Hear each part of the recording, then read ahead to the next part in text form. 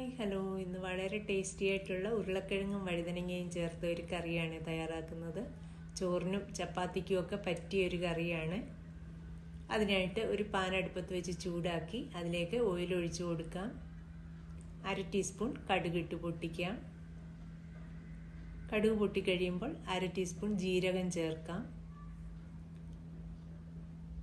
ഇഞ്ചിയും വെളുത്തുള്ളിയും ചെറുതായി അരിഞ്ഞത് ഓരോ സ്പൂൺ വീതം ചേർക്കാം.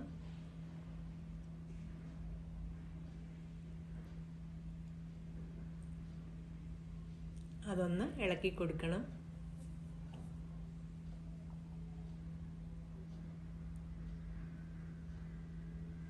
ഇനി അതിലേക്ക് സവാള നീളത്തിൽ അരിഞ്ഞതും 2 പച്ചമുളകും കുറച്ച് കറിവേപ്പില ഇടാം.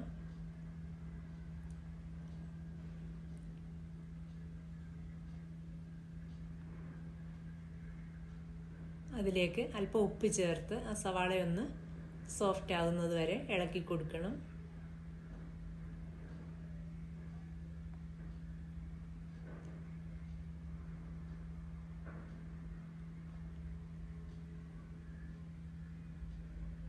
ഇപ്പോൾ സവാളയൊക്കെ ഒന്ന് സോഫ്റ്റായി വന്നിട്ടുണ്ട്.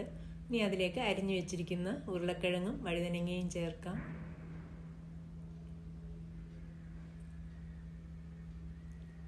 അതൊന്ന് ഇളക്കിയെടുക്കാം.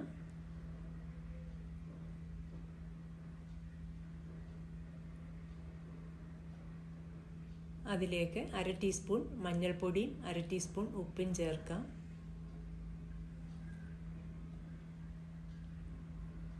ഇനി അതൊന്ന് ഇളക്കിയെടുക്കണം.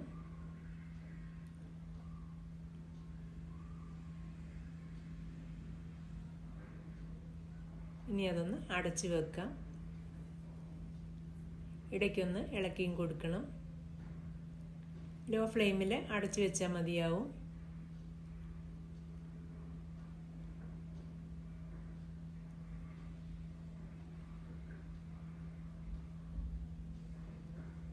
ഒരു 3-4 മിനിറ്റ് അങ്ങനെ ഒന്ന് അടച്ചു വെക്കണം. അതിന് ശേഷം അത് ഇളക്കിയെടുക്കാം. ഇപ്പോൾ അത് നന്നായി വഴറ്റിയിട്ടുണ്ട്. ഇനി അതൊരു സൈഡിലേക്കൊന്ന് നീക്കി വെച്ചതിന് ശേഷം 1/2 ടീസ്പൂൺ മല്ലിപ്പൊടി, 1/2 ടീസ്പൂൺ മുളക് പൊടി, 1/2 ടീസ്പൂൺ ഗരം മസാല പൊടിച്ചതും ചേർത്തു. ഇനി അതൊന്ന് ഇളക്കി ആ പൊടിയൊക്കെ ഒന്ന് ചൂടാക്കിയെടുക്കണം.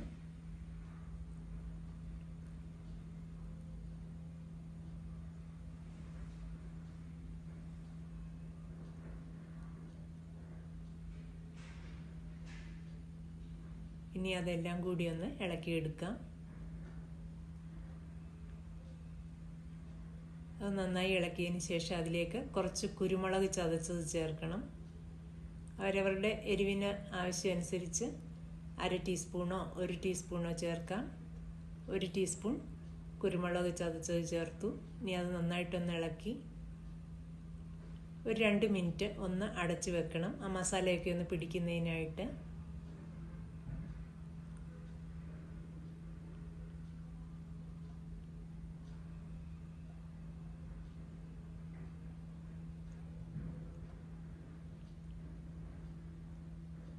അതൊന്ന് അടച്ചു വെച്ചിട്ടുണ്ടായിരുന്നു. ഇനി അതൊന്ന് ഇളക്കിയെടുക്കാം.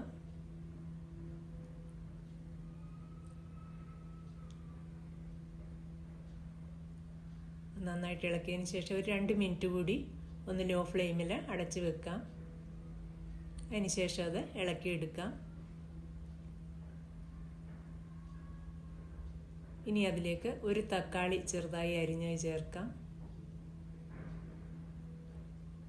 അത് നന്നായിട്ടൊന്ന് ഇളക്കിയെടുത്തതിന് ശേഷം വീണ്ടും ഒരു 2 മിനിറ്റ് ഒന്ന് അടച്ചു വെക്കണം. തക്കാളിയൊക്കെ ഒന്ന് വെന്ത് കിട്ടണം.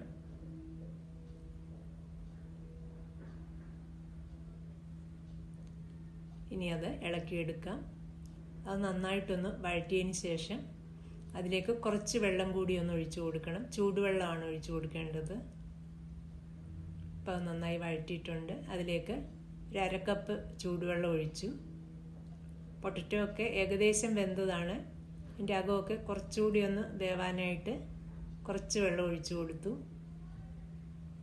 അതിലേക്ക് അല്പം ഉപ്പ് കൂടി ചേർക്കാം. ഒന്നിളക്കിയതിന് ശേഷം അടച്ചു വെച്ച് വേവിച്ചെടുക്കാം.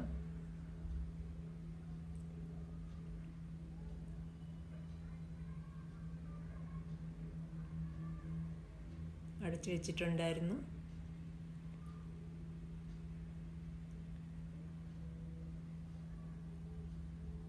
ഒരു 2 മിനിറ്റ് കൂടി ഒന്ന് അടച്ചു വെക്കണം. അപ്പോഴേക്കും പൊട്ടറ്റോ ഒക്കെ നന്നായിട്ട് വെന്ത് കിട്ടും. ഒത്തിരി അങ്ങ് വെന്ത് ഉടഞ്ഞു പോകരുത്, കറക്റ്റ് വേവാകാവും. ഒരു പൊട്ടറ്റോ കഷ്ണം എടുത്ത് നോക്കിയാൽ അറിയാം. അങ്ങനെ കറിയൊക്കെ വെന്ത് വന്നിട്ടുണ്ട്.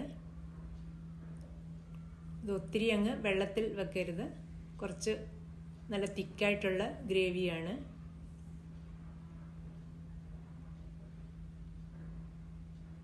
ആവശ്യത്തിന് കറി കുറുകി വന്നിട്ടുണ്ട്. ഇനി അതിലേക്ക് കുറച്ച് മല്ലിയില അരിഞ്ഞതുകൂടി ഇട്ട് ഒന്നിളക്കിയതിന് ശേഷം ഗ്യാസ് ഓഫ് ചെയ്യാം. അങ്ങനെ നല്ല ടേസ്റ്റി ആയിട്ടുള്ള പൊട്ടറ്റോ ബ്രിഞ്ചാൾ മസാലക്കറി റെഡിയായി. ഇത് ചപ്പാത്തിയുടെ കൂടെയും ചോറിൻ്റെ കൂടെയൊക്കെ നല്ല ടേസ്റ്റാണ് കഴിക്കാൻ.